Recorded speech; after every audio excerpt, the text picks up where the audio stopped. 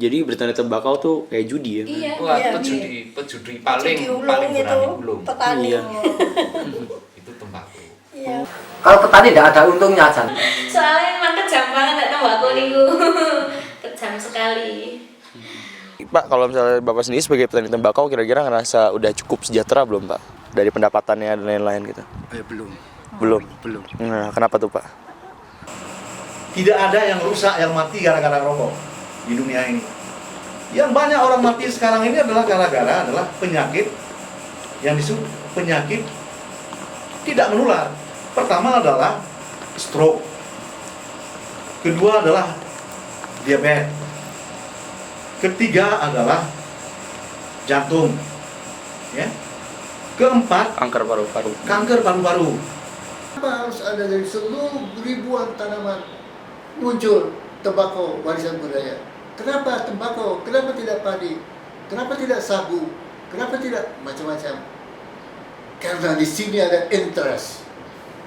Jadi yang menjadi pertarungan adalah kelompok interest ini terhadap common sense masyarakat bangsa.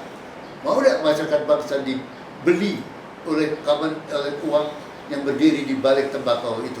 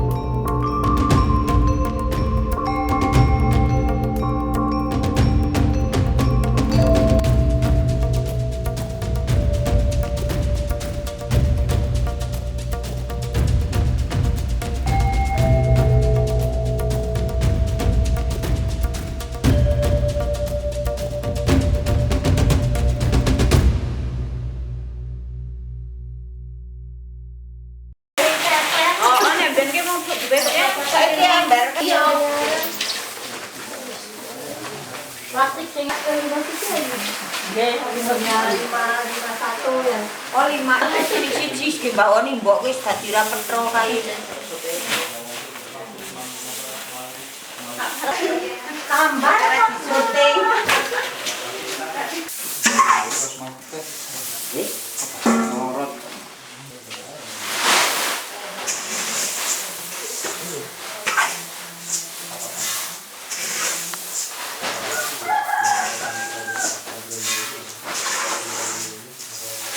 Nama saya Solihin, ini istri saya namanya Siti Mahmuda. Istri saya baru satu, dua Jangan anak. paru. Ini kan cuma buro ya. Kalau saya ya itu pekerjaan saya itu petani. Tapi tani saya itu tani buruh, kan beda tani buruh dengan Tani tanah. Wah, saya dari kecil saya memang tanam tembakau. Saya itu lulus SMP niku langsung jadi seorang petani. Tahun berapa tuh Pak? Tahun lah 90-an 88 saya sudah nanam tembakau. Nek kalau untuk wilayah sini itu pertanian khusus ini kalau di khususnya di Kabupaten Temanggung itu yang buat utama itu tembakau. Nah, seandainya itu setelah tembakau biasanya itu jagung, kalau nggak jagung itu cabai. Padi. Setelah itu baru padi. Paling nggak berarti 1 tahun itu cuma dua tanaman. Setelah tembakau mau padi atau setelah tembakau mau jagung terus setelah tembakau mau cabai. Berarti 1 tahun cuman 2 tanaman, 2 kali panen. Awalnya tuh bukan tanaman tembakau sebenarnya Pak ya. Bukan, kalau di sini itu mayoritas tadinya itu padi Baru setelah itu tembakau masuk. masuk. Tembakau itu mau tadinya kan di Gunung Sindoro Sumbe. Itu di tempat dataran tinggi semua. Kalau di sini dataran rendah tadinya tidak ada tembakau.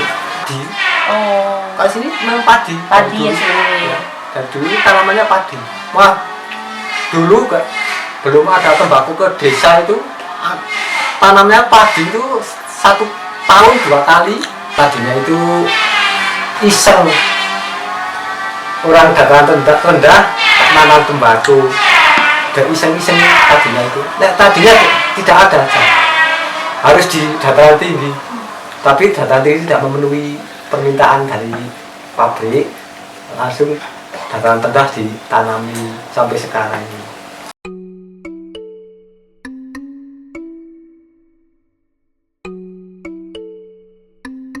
Udah berapa lama Pak jadi petani tembakau? Udah lama, udah 9 tahun. Oh, udah ngerasain gimana kalau untung, gimana kalau rugi? Ya tergantung cuaca itu. Kalau cuacanya bagus, ya baik. Tapi cuacanya kayak kemarin ini kan Jelek ya Pak? jelek, tembakau tidak bisa mahal. Ya dari sini kan ada yang beli, itu dari gudang garam, pabrik tembakau. Nyamperin gitu ya Pak? Ya tembakau nanti kirim ke Kediri, kalau jarum kan ke Kudus. Kalau misalnya tembakaunya nggak bagus, berarti nggak dibeli sama dia, Pak? Atau gimana? Kalau misalnya lagi nggak dibeli. Ya dibeli tapi murah. Oh. Biasanya kan kalau musimnya itu bagus, kan 1 kilo ya mencapai 200, 150 kan. Tapi kalau musimnya ini kan tidak bagus, nah itu cuman kalau yang tembakonya baik cuman 70, 50.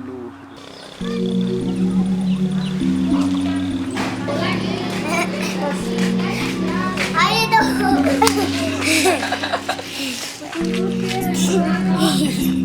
Gaya dong, gaya gini. Ya emang kalau tahun 2016 tembakau khususnya dari keluarga saya nggak menghasilkan untung. Tapi kalau tahun sebelumnya ya ada yang lumayan, ada yang enggak. Tapi kan yang namanya kita usaha tetap ada yang berhasil, ada yang enggak, kan tentu biar nggak putus asa. Seandainya itu kok musimnya itu musim kemarau, itu menguntungkan bagi petani tembakau. Masalahnya kan kalau tanaman tembakau itu kan tahan sama panas. Selain tembakau kan sulit untuk hidup. Banyak panas, kalau banyak hujan rugi juga petaninya. Kalau musim seperti kemarin banyak hujan, Kemarau basah. ya enggak dapat uang, malah nambah utang. Kalau tahun kemarin, jujur ini loh, Kemarau basah ya Mas, kalau ini kemarau basah tolongnya. Kemarau tapi banyak ruginya hujan. ratusan juga, ratusan juta juga kemarin. Bahkan itu sampai ada yang bunuh diri kan. Oh iya. Karena merugi tembakau itu.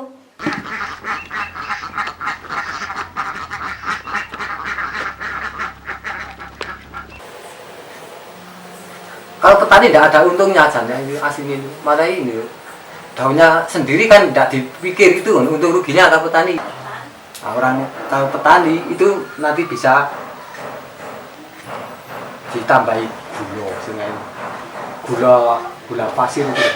Nah itu kalau daungan ini 10 kilo jadi 1 kilo, kalau ditambahi gula itu bisa jadi 2 kilo. Untungnya di situ petani ini. Gulanya yang marahi itu mari untung. Kalau di daunnya tidak ada untungnya, sama. Terusnya gulanya itu ditambahin di mana, Pak? Tambahnya di tembakau. Oh, pas dikeringin dikasih gula gitu maksudnya? Dirajang dulu, masih basah itu disebari gula itu, ditaburi nanti kan gulanya itu mencair, campur dengan tembakonya, baru dijerem, dikeringkan. Nah, itu kering gula sama tembakau itu melekat, jadi berat. Gitu. Misalnya kan nek tembakau kan beda sama yang lainnya. Potongan timbangan itu kan lebih ngeri pokoknya nek tembakau itu. Pokoknya ketika kita bawa ke pembeli itu kan kita sudah pasrah mau dipotong jadi misalnya 50 kita ditimbang di rumah itu 50 kok nanti jadi 30 itu pun tetap kita ikut soalnya ya ini kunek tembakau kan rumit.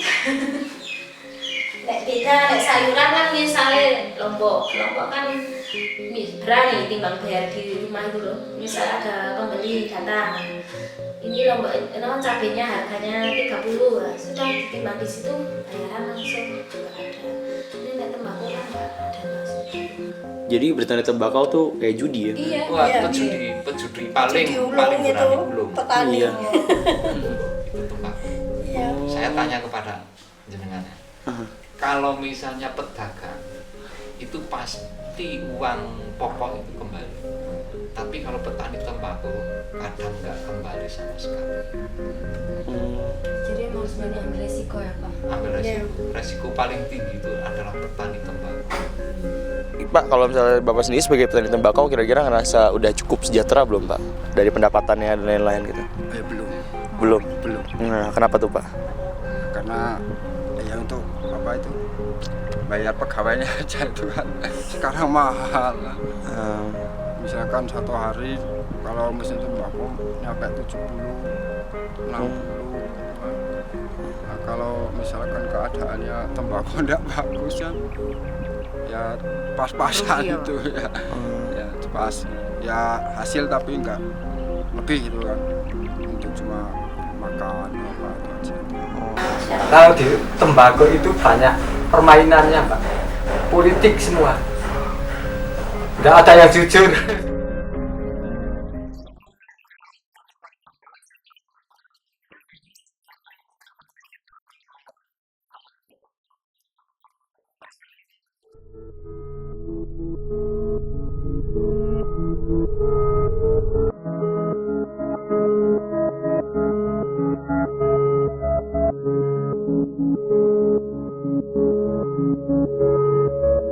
Anggota Badan Legislasi yang merupakan pengusul rancangan undang-undang pertembakauan, Taufikul Hadi mengatakan, rancangan undang-undang ini merupakan upaya DPR dalam melindungi petani tembakau dari serangan tembakau impor.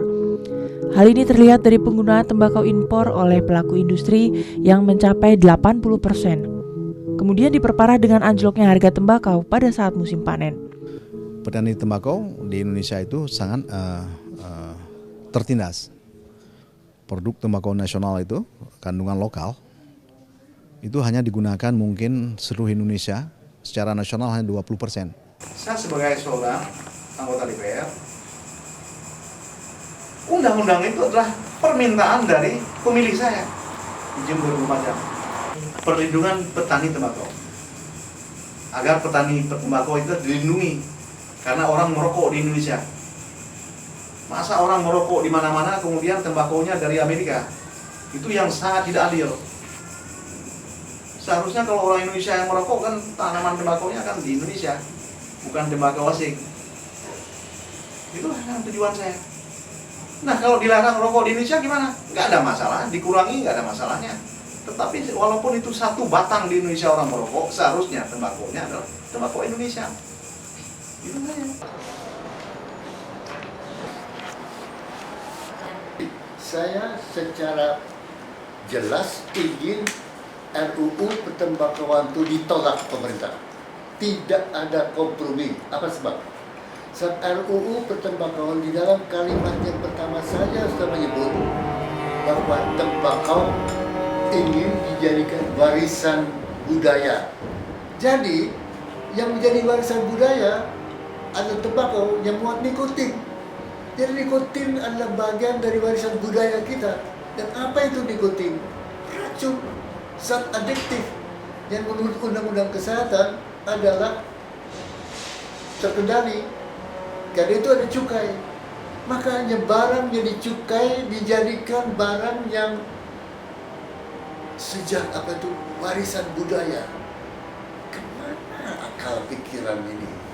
149,1 triliun itu adalah cukai rokok. Digabung semua BUMN di seluruh Indonesia, Pertamina, gas dan sebagainya, dan BUMN semua yang lain dikumpul bersama, lebih besar cukai rokok. Cukai, penerimaan cukai kira 100,3 triliun di tahun berapa itu ya. Maka pengeluaran kesehatan pada tahun sama sampai 373 triliun. Berbandingan antara itu 1 berbanding 3. Jadi 1 masuk dengan cukai, tapi 3 keluar untuk ongkos kesehatan. Maka masyarakat dirugikan. Yang kuat sekali nuansanya adalah membuat barang ini yang namanya tembakau dan rokok ini bukan jadi zat adiktif, sehingga produksi, promosi, distribusi, konsumsi, semuanya itu bebas, sebebas-bebasnya tanpa ada batasan sama sekali. Batasan itu batasan berupa apa? Batasan berupa harga, batasan berupa cukai, peredaran, iklan, dan yang lain. Siapa yang diuntungkan di situ? Siapa pelaku itu? Jelas industri. Jadi udah pasti RUU pertembakauan ini bukan hanya melindungi, bahkan menguntungkan industri secara besar-besaran. Dari industri rokok ini, petani sama sekali mendapat tekanan.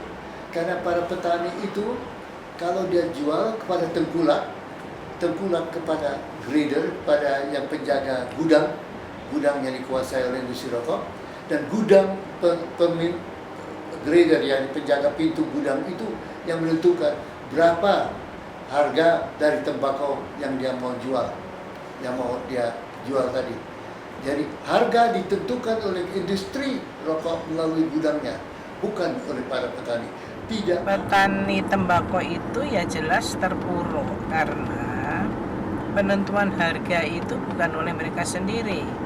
Ada tengkulak, ada grader itu yang ini tembakau ini kualitasnya tingkatan berapa, harganya dia nentuin dan sebagainya. Jadi petani tembakau tidak punya keleluasaan untuk bergerak. Itu kan politik dagang supaya bisa dapat barang bagus, harganya murah. Itu kan begitu kalau tengkulak itu. Walaupun barang itu bagus, 100% bagus, tapi dia ini nyacat ini kurang bagus. Nah, pada harga itu 100 jadi 75. Nah itu kalau petani langsung ke gudang itu pernah ada itu tidak boleh dengan tengkulak itu kan sudah ada persatuan. Jadi petani langsung ke gudang tidak bisa, gudang sendiri langsung ke petani juga tidak bisa. Itu sudah ada permainan. Memang harus diadakan petani tengkulak Juragan dan asli itu pabriknya itu. Jadi kalau masuk ke gudang harus punya KTA. KTA yang punya tengkulak, tidak petani. Kalau petani masuk ke sana tidak pakai KTA tidak boleh. Di dalam RUU itu tidak disebut kata-kata tengkulak. Yang ada disebut adalah kemitraan. Kalau kemitraan itu adalah terlaksana, maka tengkulak itu hilang. Konsekuensinya. Nah, begitu. Kamu kenapa kamu hilang? Ini adalah kalau kemitraan itu ya, maka dia diharuskan memberikan bibit, memberikan pupuk. Perusahaan itu adalah mengeluarkan di depan uangnya, mencari bibit yang bagus. Kalau tidak dia akan membeli nanti tembakau yang jelek. Maka itu adalah perusahaan itu berkepentingan ini adalah tembakau ini bagus. Kemudian karena ada kemitraan ini, dia pasti membeli langsung. Tidak mau dia membeli dari orang lain. Kenapa kalau beli nanti jadi lebih mahal? Nah, seperti itulah kemitraan disebut. Pertanyaannya, menghadapkan petani kepada industri itu bukan jadi jawaban. Ya. Problemnya kan bukan cuma itu. Problemnya apa? Tadi adanya perantara antara petani dengan industri, yaitu berupa grader, tengkulak, pengupul dan segala macam. Yang kedua adalah sistem penentuan harga. Jangan lupa, perantaranya dihapus.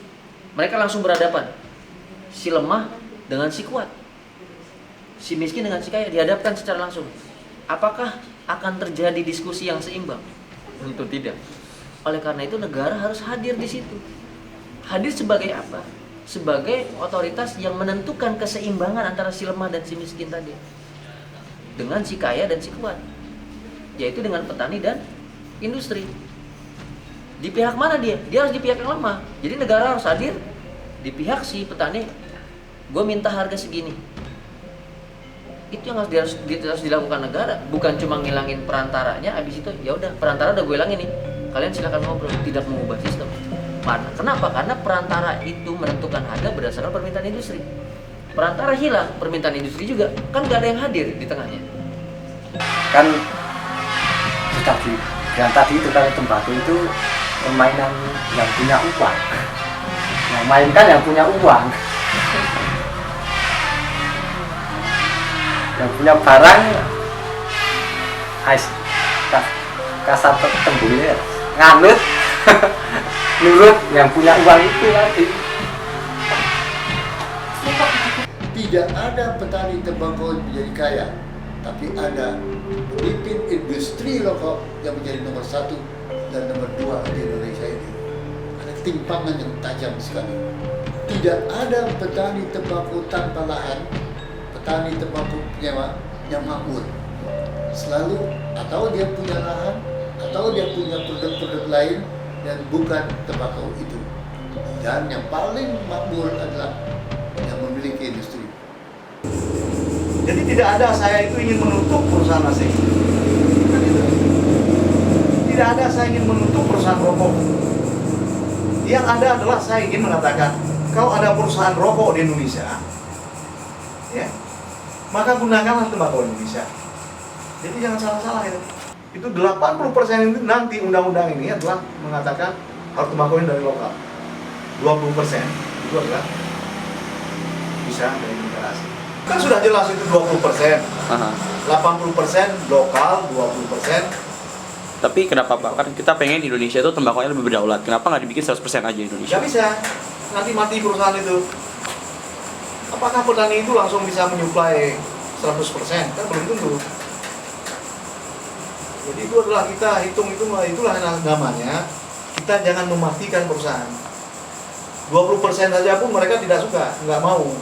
Karena mereka menganggap bahwa tidak mampu nanti petani itu menyuplainya. Tapi kalau misalnya suatu hari nanti, misalnya setelah RUU ini diterapkan, dan ada nggak Bapak visi jangka panjang 100% itu jadi Indonesia? Bagaimana?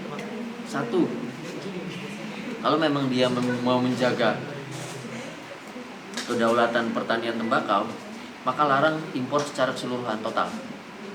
Satu. Yang kedua, pemanfaatan bahan dasar itu harus di Indonesia. Harus dari Indonesia total. Kami melihat malah 80-20% ini untuk mensiasati persoalan yang tidak mungkin dijawab oleh lahan pertanian yang minim. Sehingga mau tidak mau dia tinggal bilang, Pak, gua udah mana nih 80%. Tapi ternyata nggak bisa nih memenuhi kuota 80% dari 260 miliar. Gimana nih? Oh, berarti pasalnya yang nggak relevan. Ubah deh pasalnya, cabut. Impor total dia. Harusnya memang total dia dilarang. Lalu industri harus menggunakan bahan dasar lokal. Itu kalau mau kedaulatan pangan. Sehingga mau nggak mau industri akan bertumbuh total kepada lokal, mau nggak mau dia curahkan seluruh investasi kepada pertanian tembakau lokal. Karena kan nggak bisa ngambil lagi dari luar. Itu kalau memang dia ngotot untuk kebijakan impor tembakau gitu. Tidak, kalau kita tolak undang-undang pertembakauan, tidak berarti kemudian industri rokok itu mati. Tidak begitu. Yang dibicarakan kan tembakau sebagai warisan budaya. Itu yang kita hantam. No. Karena itu tidak boleh tembakau menjadi ekstra posisi, kedudukannya khusus. Tidak berarti tembakau lantas dilarang. Untuk itu ada industri rokok, tapi industri rokok dikendalikan di dalam pengendaliannya bukan sebagai produk warisan budaya. Tidak ada yang rusak, yang mati gara-gara rokok di dunia ini. Yang banyak orang mati sekarang ini adalah gara-gara penyakit yang disebut penyakit tidak menular. Pertama adalah stroke. Kedua adalah diabetes. Ketiga adalah jantung. Ya. Keempat, kanker paru-paru. Kanker paru-paru. Orang mengatakan kanker paru-paru karena rokok. Tetapi kan bisa saja karena ispa dan sebagainya. Bisa saja karena asap di jalan. Siapa yang mengatakan yang ada segala orang mengatakan jantung. Bisa karena rokok juga kan, Pak? Bisa karena mie juga bisa. Karena nasi juga bisa. Kalau orang diabetes itu karena nasi. Kenapa harus ada dari seluruh ribuan tanaman muncul tembakau warisan budaya? Kenapa tembakau? Kenapa tidak padi? Kenapa tidak sagu? Kenapa tidak macam-macam? Karena di sini ada interest. Jadi yang menjadi pertarungan adalah kelompok interest ini terhadap common sense masyarakat bangsa. Mau tidak masyarakat bangsa dibeli oleh uang yang berdiri di balik tembakau itu? Lalu pemerintah kan sebenarnya sekarang ini kan memiliki kebijakan kedaulatan pangan. Nah, kenapa tidak mengupayakan kalau ingin mesejahterakan petani? Ya kalau petani tembakau terpuruk, alihkan aja ke yang lain. Angin mengulat di kebun ya. Apa? Ya terpakis menerus.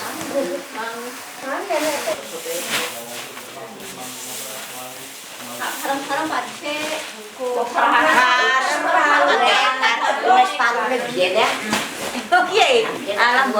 Kalau dihitung secara manajemen, prosesnya yang lebih mudah. secara manajemen pertanian lebih untung sayur. Itu nek menurut saya yang pernah saya hitung secara manajemen ya ini ya, tetap untung sayur. Oh, lebih untung sayur dibanding tembakau. Untung sayur. Dari penggarapan 0% ini ya saya hitungkan. Seandainya itu saya kok main bisnis di tembakau 5 juta itu belum dapat apa-apa. Tapi kalau saya kok main di sayuran 5 juta itu saya sudah ungkang-ungkang tinggal lihat. Gitu loh. Beda ya. Kalau 5 juta untuk tanam tembakau saya masih mencampur. Tapi kalau untuk sayuran saya tinggal lihat. Itu tempatnya di sini. Nek bahan niku kan nek bejo kali bejo nggih. Nek bejo kali bejo nek kula ken pilih sayuran. Nek bejo kali bejo lho.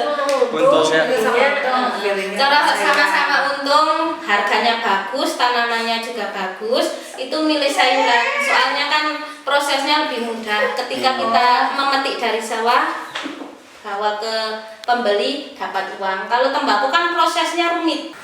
Lebih mudah nanam padi atau tembakau, Pak? Kalau mudah-mudahan ya mudah padinya. Oh.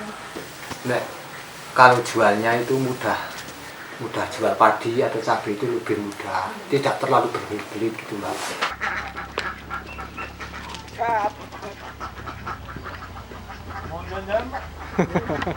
Malah kayak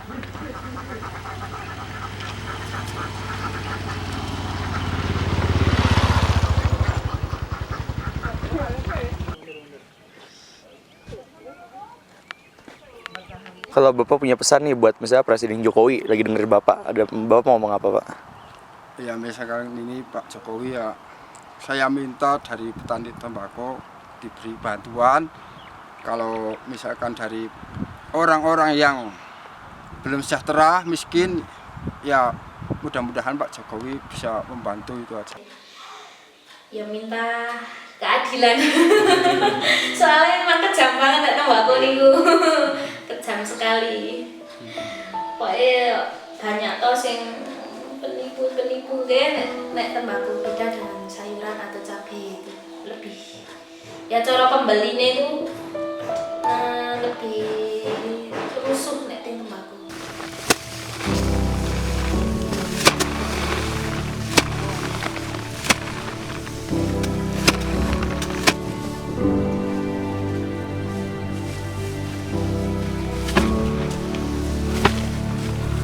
Indonesia.